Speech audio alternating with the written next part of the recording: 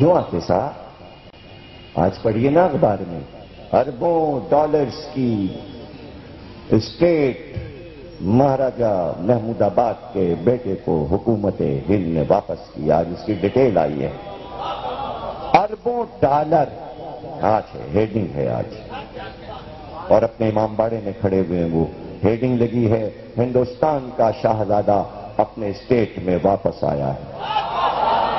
صرف جرم یہ تھا کہ اس کے باپ نے پاکستان کیوں بنایا، تو ساری جائیداد حکومت ہند نے ضبط کر لی تھی۔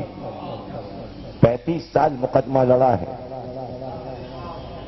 35 سال مقدمہ لڑا اور واپس کر دیا، اور اب پاکستان کہہ رہا ہے کہ اب آسرا ہوا ہے کہ محمد علی جناح کی جائیداد بھی واپس مل جائے گی، بمبئی میں جناح ہاؤس مل جائے گا۔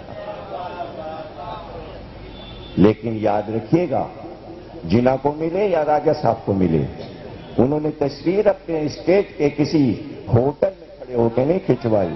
آج جو تصویر آئی ہے وہ اپنے امام باڑے میں کھڑے ہوئے ہیں۔